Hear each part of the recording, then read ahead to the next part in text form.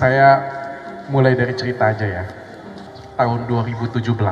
Pada waktu itu saya buat status di Facebook. Saya bilang, hebat banget HR pada waktu itu. Saya kasih inisial. Kalau dia mau jadi presiden, saya akan dukung. Habis itu saya kata-katain. Saya kata-katain Habib Rizik pada waktu itu. Wah, viral. Kakak tingkat saya membakar itu, ada kemarahan. Rumah saya mau dibakar, sumpah. Pada waktu itu saya di Surabaya, saya tidak tidur satu malam pun. Saya tidur cuma 5 menit bangun, 5 menit bangun, saking ketakutannya saya. Semua orang di Palembang cariin saya. Pada waktu FPI datang ke klinik saya bawa obor, mau tutup klinik saya. Saya beruntung saya ada di Surabaya pada waktu itu, bukan ada di Palembang. Itu suatu hal yang sangat mencekam dan sangat mengerikan sekali bagi saya. Kalian tahu nggak? Kenapa saya ceritakan ini? Saya yakin kalau saya nggak cerita ini, nggak ada yang tahu. Nggak ada yang tahu cerita saya tentang Habib Rizik, nggak ada yang tahu aib saya. Saya sengaja cerita ini ke semua karyawan saya. Dan hari ini saya sengaja cerita ke sini. Kenapa? Karena bagi saya ini bukan aib. Padahal bagi orang lain, ini pasti sebuah aib. Kenapa?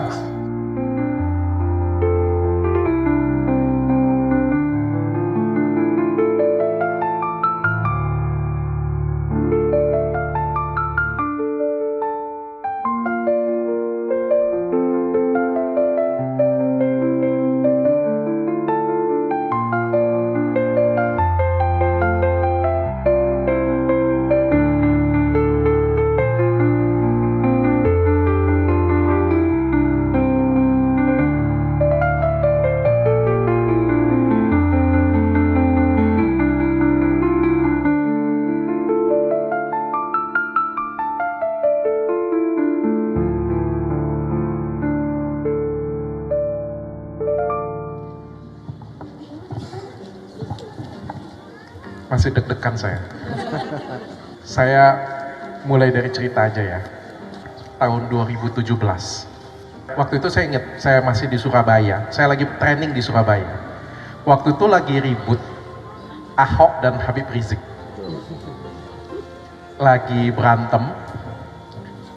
Terus pada waktu itu saya buat status di Facebook. Pada waktu itu belum ada Instagram. Instagram ada mungkin ya, tapi belum kepake besar. TikTok belum ada. Jadi saya pada waktu itu buat status di Facebook. Ini cerita bukan cerita baru bagi saya. Saya selalu ceritakan kepada semua karyawan saya. Tapi kali ini saya punya kesempatan untuk cerita di depan umum. Pada waktu itu saya buat status di Facebook. Saya bilang, hebat banget HR pada waktu itu. Saya kasih inisial. Kalau dia mau jadi presiden, saya akan dukung. Habis itu saya kata-katain. Saya kata-katain Habib Rizik pada waktu itu. Wah, viral. Itu waktu itu saya belum main media sosial, belum ada yang tahu saya Dr. Richard, saya belum terkenal seperti sekarang. Tapi konten tersebut viral, kakak tingkat saya membakar itu, ada kemarahan, rumah saya mau dibakar, sumpah. Saya mau digeruduk, dimarahin semua orang. Pada waktu itu saya di Surabaya, saya tidak tidur satu malam pun. Saya tidur cuma 5 menit bangun, 5 menit bangun, saking ketakutannya saya. Deg-degan sekali. Itu waktu itu lagi belajar, lagi sekolah. Triple EM. Tapi nggak konsentrasi saya belajar. Saya benar-benar nggak konsentrasi belajar, karena ketakutan sekali. Semua orang di Palembang cariin saya. Pada waktu FPI datang ke klinik saya, bawa obor, mau tutup klinik saya.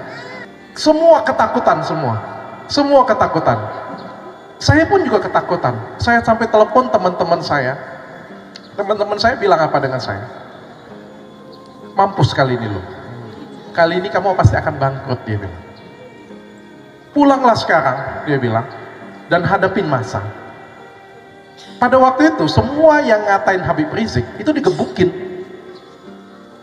Bukan cuma saya, tapi semua yang ada di Indonesia yang ngatain Habib Rizik itu diambil, digebukin semuanya, dipersekusi pada waktu itu. Saking ada kemarahan umat pada waktu itu. Saya beruntung saya ada di Surabaya pada waktu itu, bukan ada di Palembang. Itu suatu hal yang sangat mencekam dan sangat mengerikan sekali bagi saya. 1 bulan saya nggak bekerja, akhirnya suasana kondusif. ditolong oleh Pak Kapolda, ditolong oleh anak Gus Dur pada waktu itu, sehingga suasana akhirnya jadi kondusif. Setelah suasana kondusif, saya memilih bekerja. Kalian tahu nggak kenapa saya ceritakan ini? Saya yakin kalau saya nggak cerita ini, nggak ada yang tahu. Nggak ada yang tahu cerita saya tentang Habib Rizik, nggak ada yang tahu aib saya. Saya sengaja cerita ini ke semua karyawan saya. Dan hari ini saya sengaja cerita ke sini. Kenapa? Karena bagi saya ini bukan aib.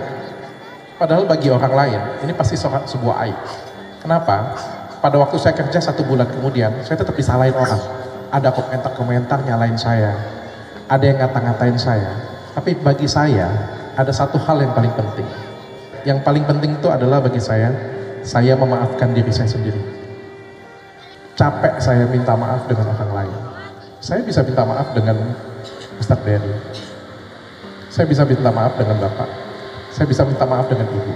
Tapi yang paling penting itu adalah saya minta maaf pada Tuhan.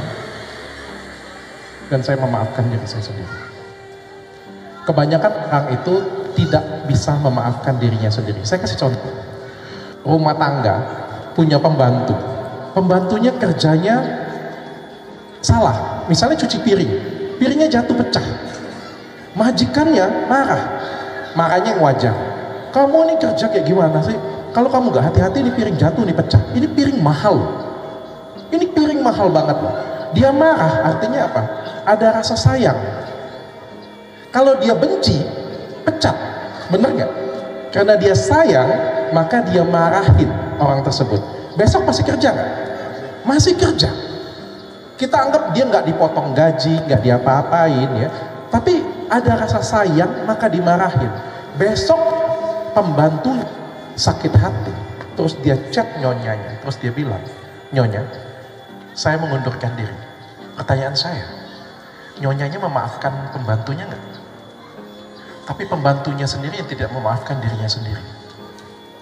Orang gagal adalah orang yang tidak bisa memaafkan dirinya sendiri.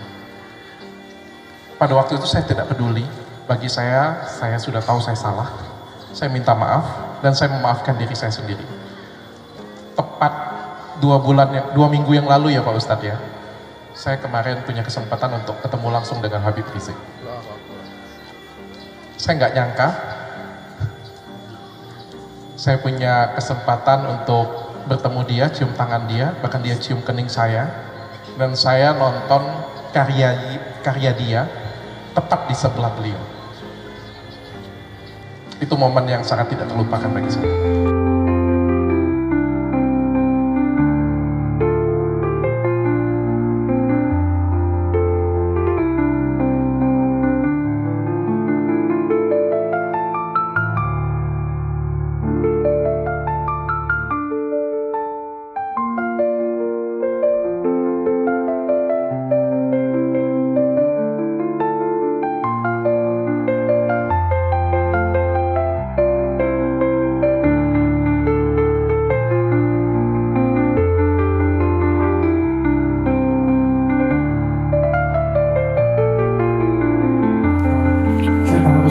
Sebenarnya saya merasa ilmu saya paling rendah di sini, tapi duduknya di samping Habib Rizik.